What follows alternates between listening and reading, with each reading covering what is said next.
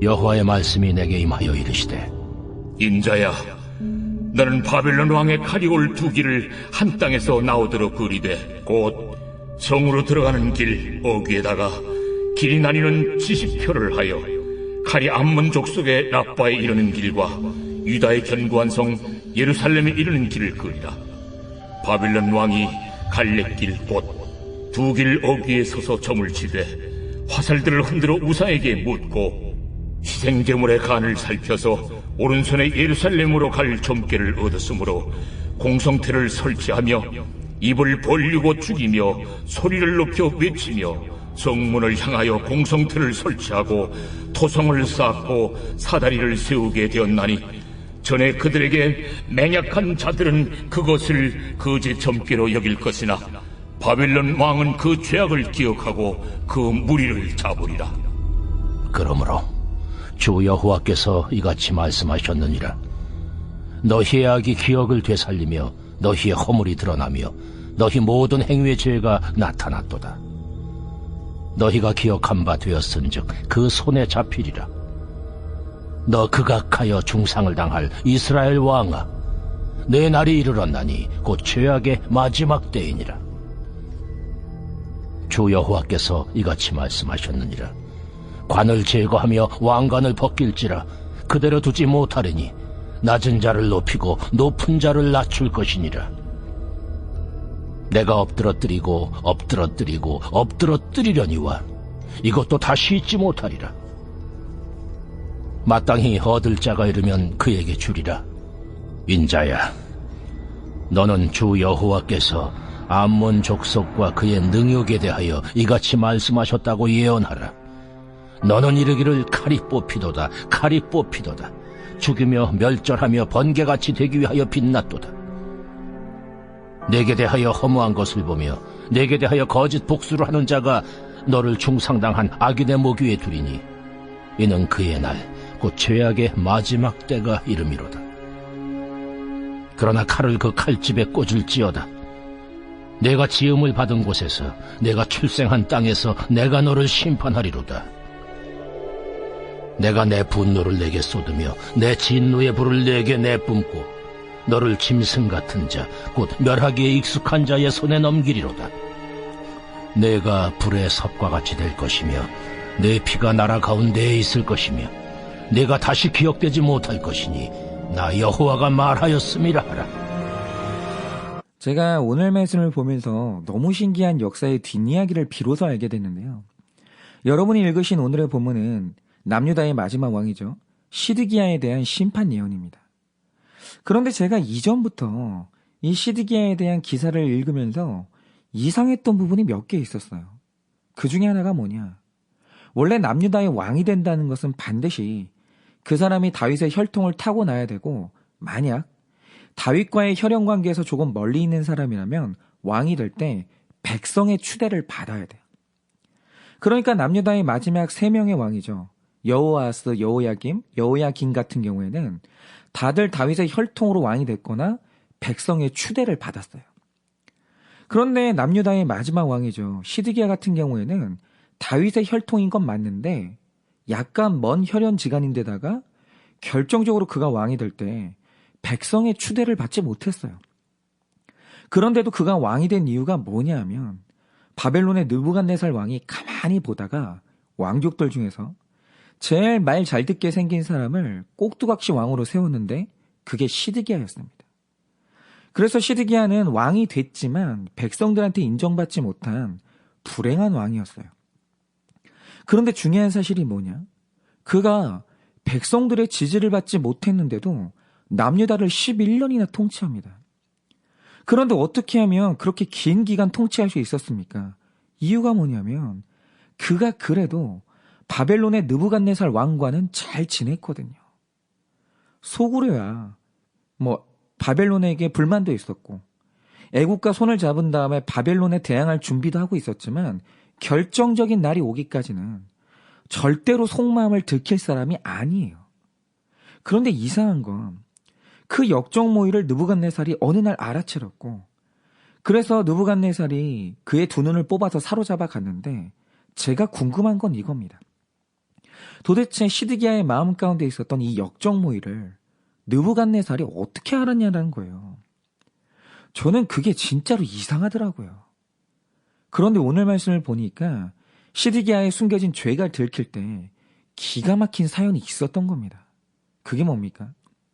말씀을 보시면 바벨론 왕이 근동지방을 정벌하기 위해서 또다시 원정길에 나서는데 이 바벨론 쪽에서 이스라엘 쪽으로 왕의 길을 따라 쭉 가다 보면 다메섹이라는 지역이 나옵니다.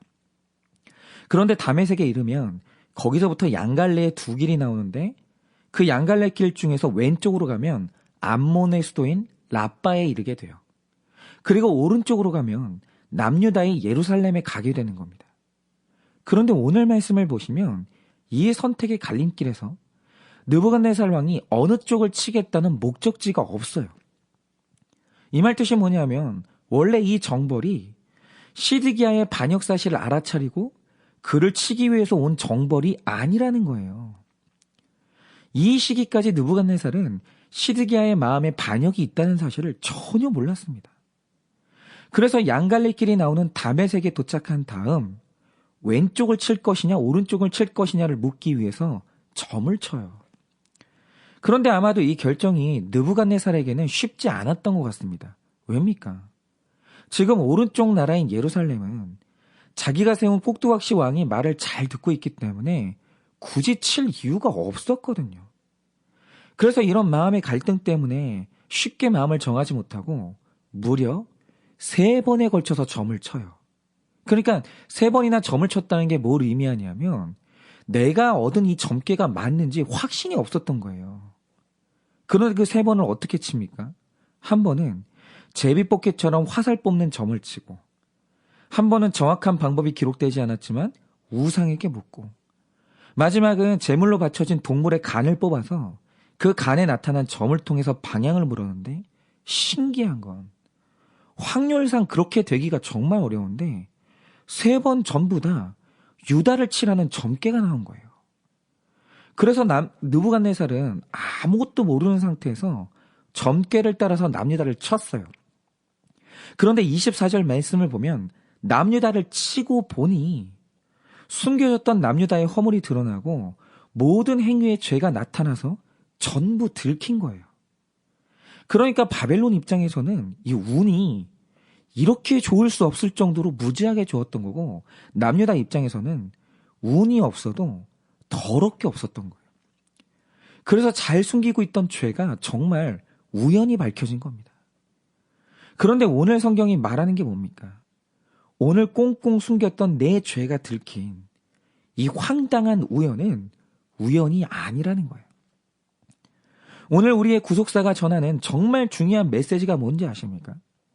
구원받은 택자에게 우연이라는 건 절대로 존재하지 않는다는 거예요. 3번의 점을 쳤는데 3번 다 남유다로 나온 건 우연이 아니라는 거죠. 우리가 한번 요나의 경우를 살펴보자 이겁니다. 요나가 니누에로 가라는 하나님의 사명을 거절하고 정반대 방향인 다시스로 도망을 합니다. 그런데 여러분 그 시대가 아무리 고대사회라도 항해가 시작된 시대에 바다로 나가면서 선원들이 날씨를 안 받겠습니까? 당연히 날씨를 받겠죠. 그런데 하필이면 재수없게도 그날 그들의 기상 관측이 틀렸고 거기서 폭풍을 만납니다. 그러자 그 배에 있던 수많은 사람들이 결정적으로 깨달은 게 뭡니까? 이 태풍은 우연이 아니라는 거예요. 이런 날 이런 태풍이 온 적이 없는데 있을 수 없는 태풍이 온 거예요.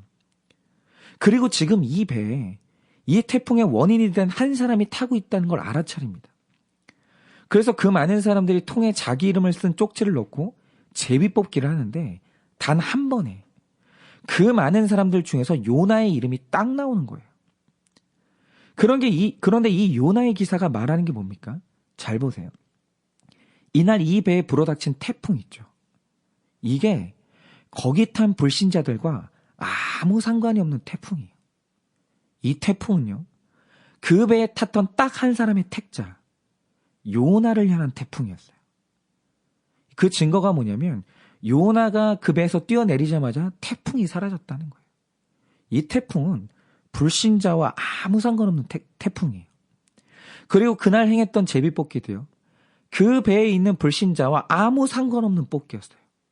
그 뽑기는 오직 한 사람, 요나를 향한 제비뽑기였고 하나님이 그의 이름을 부르시는 통로였어요.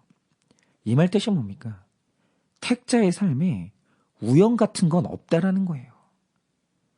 재수 없이 일어난 것 같은 우연이 다 택자의 구원을 위한 하나님의 일이고 택자의 구원을 위한 하나님의 치밀한 계획이라는 거예요. 그래서 우리가 개업 예배를 하든지 장례 예배를 할 때 그날 주신 큐티 본문으로 말씀을 전하는데 여러분 그렇게 하는 이유가 뭡니까? 이게 그냥 제비뽑기가 아닙니다. 그날 큐티 본문으로 그날의 사건을 해석하는 이유가 뭐냐면 택자에게는 내가 어떤 사건을 만난 날 그런 본문을 그날 주시는 게 절대로 우연이 아니기 때문이에요. 만약 택자가 죄를 지었는데 회개하지 않고 그 죄를 숨긴다면 하나님은 세상의 모든 우연을 총동원해서라도 도망간 죄인을 찾아내시고 들킬 수가 없는 택자의 죄를 드러내시는 거예요. 그런데 숨겨진 죄가 들키는 사건이 뭘 의미합니까? 제가 가끔 암 수술하시는 환우들을 만날 때가 있는데 이 암이 무서운 이유가 뭐냐면요. 초기에는 증상이 없다는 거예요. 이 암은 중증으로 번졌을 때야 증상이 나타나요. 그래서 암이 무섭더라고요. 그런데 증상이 나타나서 병원을 가보면요. 그때는 이미 늦는 때가 너무 많아요.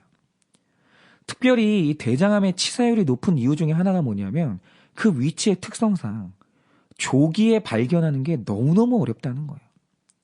그런데 이 신기한 건 이 발견하기 어려운 암을 초기에 발견해서 항암 치료도 안 받고 초기에 완치되는 분들을 만날 때가 있거든요.